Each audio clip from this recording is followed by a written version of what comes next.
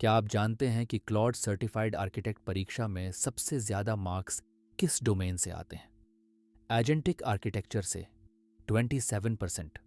आज हम सीखेंगे कोऑर्डिनेटर सब एजेंट पैटर्न जो हब और स्पोक मॉडल पर काम करता है। ये पैटर्न टास्क डिकॉम्पोजिशन की नींव है। सोचो अगर तुम अकेले पूरी फैक्ट्री चलाओ, इम्पॉसिबल, राइट? इसीलिए कोऑर्डिनेटर पैटर्न आया। एक मास्टर एजेंट सारे काम कोऑर्डिनेट करता है और छोटे स्पेशलाइज्ड सब एजेंट्स को टास्क्स देता है। परीक्षा में यह कॉन्सेप्ट बार बार आता है। CCARF एग्जाम में 5 डोमेन्स हैं। एजेंटिक आर्किटेक्चर और ऑर्केस्ट्रेशन 27%, टूल डिज़ाइन और MCP integration 58%, Claude code configuration और वर्कफ्लोस 20%, प्रॉम्प्ट इंजीनियरिंग और स्ट्रक्चर्ड आउटपुट 20%, कॉन्टेक्स्ट मैनेजमेंट और रिलायबिलिटी 15%। आज का टॉपिक सबसे बड़े डोमेन में है। कोऑर्डिनेटर एजेंट व सेंट्रल एजेंट है जो पूरे वर्कफ्लो को प्लान करता है। ये यूज़र से गोल लेता है, उसे छोटे टास्क्स में तोड़ता है और हर टास्क सही सब एजेंट को देता है। परीक्षा डेफिनेशन याद रखो। कोऑर्डिनेटर ऑर्केस्ट्रेट्स, सब एजेंट्स एग्जीक्यूट। हब और स्पोक मॉडल एक व्हील की तरह है।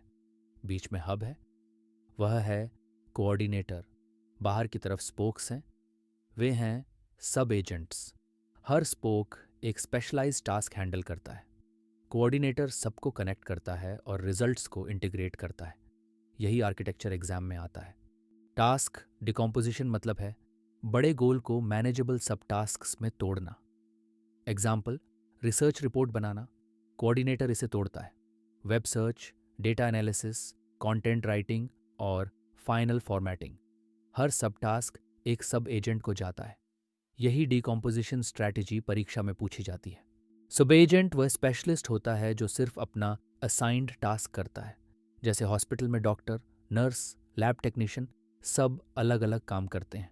सब एजेंट को पूरे गोल की ज़रूरत नहीं, बस अपना सब टास्क कंप्लीट करना है और रिजल्ट कोऑर्डिनेटर को वापस देना है। अब देखो रियल कोड कैसा दिखता है।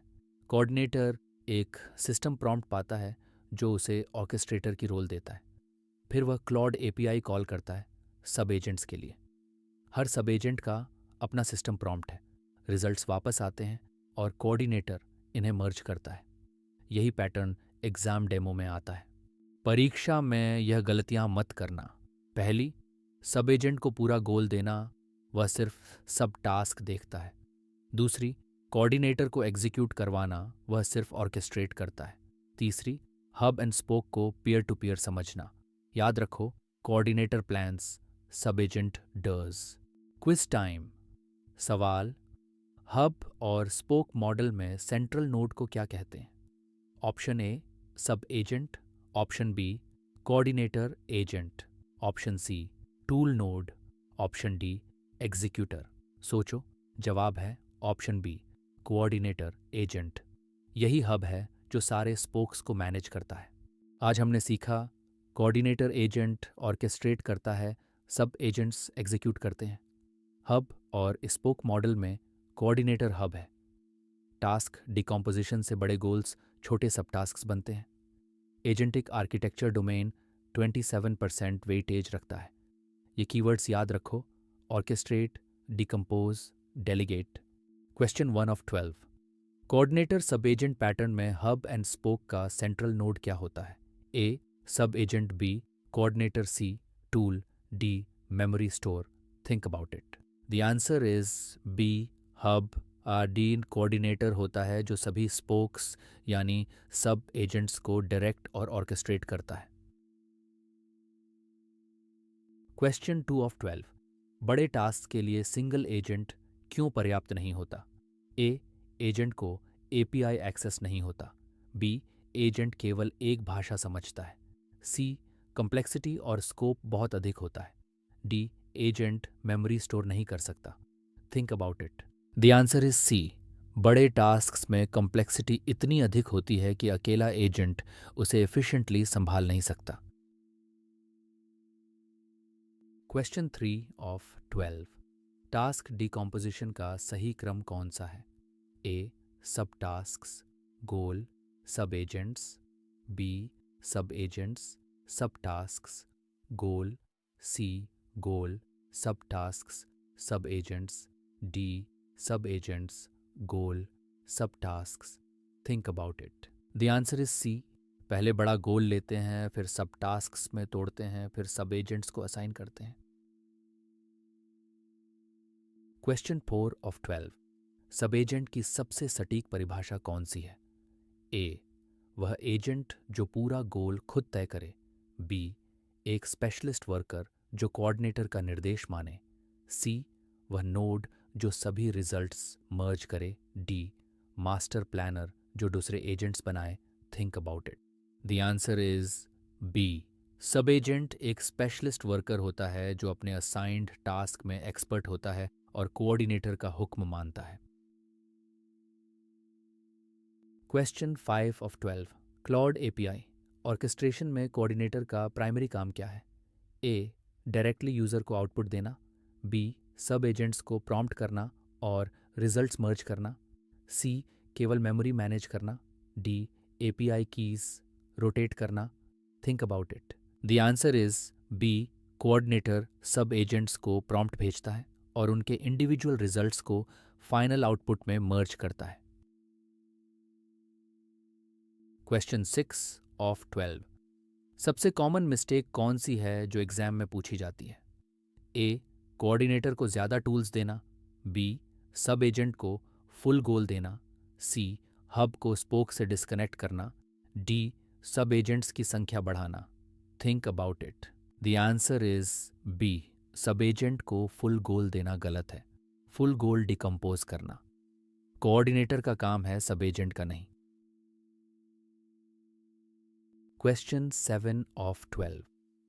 Claude certified architect foundations exam में एजेंटिक आर्किटेक्चर डोमेन का क्या महत्व है? ए, यह सबसे कम वेटेज वाला डोमेन है। बी, यह एग्जाम में बिल्कुल नहीं आता। सी, यह सबसे अधिक वेटेज वाला डोमेन है। डी, यह केवल ऑप्शनल सेक्शन है। Think about it. The answer is C. Exam blueprint के अनुसार एजेंटिक आर्किटेक्चर सभी 5 डोमेन्स में सबसे अधिक वेटेज रखता है। Question 8 of 12। Hub and spoke architecture में स्पोक किसे रिप्रेजेंट करता है? A, coordinator agent. B, final output. C, memory database. D, sub agent. Think about it. The answer is D, spoke. Sub agent होता है जो hub यानी coordinator से connected होकर स्पेसिफिक टास्क एग्जीक्यूट करता है। Question 9 of 12। कोऑर्डिनेटर एजेंट को master planner क्यों कहते हैं? ए, क्योंकि यह सबसे पुराना एजेंट होता है। बी, क्योंकि यह सब एजेंट्स को डायरेक्ट और ऑर्केस्ट्रेट करता है। सी, क्योंकि यह केवल डेटा स्टोर करता है। डी, क्योंकि यह यूज़र इंटरफेस रेंडर करता है। Think about it. The answer is B. Coordinator पूरी प्लान बनाता है और सब एजेंट्स को स्पेसिफिक इंस्ट्रक्शंस देकर ऑर्केस्ट्रेट करता है, इसलिए मास्टर प्लानर कहलाता है। Question 10 of 12। निम्न में से कौन सा कथन सब एजेंट के बारे में सत्य है? ए, सब एजेंट सभी टास्क्स खुद डिकम्पोज करता है। बी, सब एजेंट दूसरे सब एजेंट्स को हायर करता है। सी, सब एजेंट केवल असाइंड सब टास्क एग्जीक्यूट करता है। डी, सब एजेंट कोऑर्डिनेटर को ओवरराइड कर सकता है। Think about it. The answer is C. Sub agent का काम केवल अपना असाइंड सब टास्क एक्सपर्टली एग्जीक्यूट करना है। डीकॉम्पोजिशन या कोऑर्डिनेशन उसका काम नहीं। Question 11 of 12। कोड एग्जाम्पल में क्लॉड एपीआई ऑर्केस्ट्रेशन का सही फ्लो कौन सा है? A, sub agent calls, coordinator prompt, results merge. B, results merge, sub agent calls, coordinator prompt. C, coordinator prompt, sub agent calls, results merge. D, coordinator prompt, results merge, sub agent calls. Think about it. The answer is C. पहले coordinator prompt बनता है, फिर सब agent calls होती हैं, अंत में सभी रिजल्ट्स मर्ज होकर फाइनल आउटपुट बनता है। Question 12 of 12। समरी के अनुसार इस पैटर्न के 3 कोर कीवर्ड्स कौन से हैं? A, plan, store, retrieve. B, orchestrates, executes, hub and spoke. C, prompt, token, context, D, train, deploy, monitor, think about it. The answer is B.